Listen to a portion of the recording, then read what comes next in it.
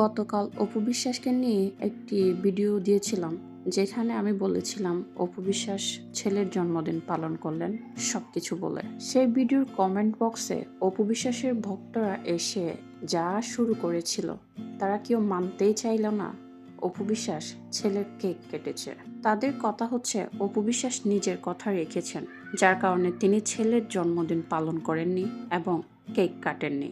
কিন্তু এদের কে বুঝাবে অপু বিশ্বাস তলে তলে যা করার সবই করছেন, কিন্তু তার ভক্তরা বোকা বোকাই থেকে গেল।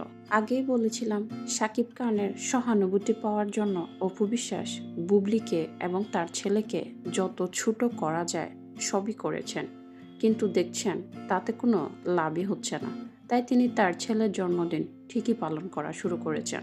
কিন্তু সমস্যা হচ্ছে তার ভক্তরা এই বিষয়ে কিছুই জানেন না এবং তারা মেনেই নিয়েছেন অপু বিশ্বাস হয়তো সত্যি সত্যি আর কখনোই ছেলের জন্মদিন পালন করবে না। ঠিক এই কারণে তারা বুবলিকে নানা ধরনের কথা শোনালো, বুবলিকে নিয়ে লেখালেখির তাদের শেষ থাকলো না। কিন্তু অপু বিশ্বাস যা করার তা তো গোপনেই করেছেন। অপু বিশ্বাস আবার বুবলির কারণে ছেলের জন্মদিন পালন করবেন না, তা কি হয়? তা কখনোই হয়? কিন্তু সমস্যা হচ্ছে অপু বিশ্বাস নিজের কথা বা নিজের মুখের কথা কখনোই রাখতে পারেন না। যে কথা আপনি রাখতে পারবেন না, সে কথা বলার কি বা দরকার? বুবলিকে মানুষের সামনে ছোট করা, শাকিব খানের পরিবারের কাছে ছোট করাই যেন অপু বিশ্বাসের একমাত্র লক্ষ্য। অনেক সময় তিনি তার এমন কাজে সফল হতে পারলেও অনেক সময় সফল হতে পারেন না, যার কারণে অপু বিশ্বাস সবসময় তার এই চালাকি এবং বুদ্ধি কাজে লাগানোর চেষ্টা করেন বুবলিকে ঘিরে, কিন্তু কোনো না কোনোভাবে তিনি তার কথা এবং চালাকি কাজে লাগাতে পারেন না। আর তাই অপু বিশ্বাসের ভক্তদের বলবো, আপনারা অপু বিশ্বাসের উপর ভরসা রেখে নিজেদের মান সম্মান খোয়াবেন না।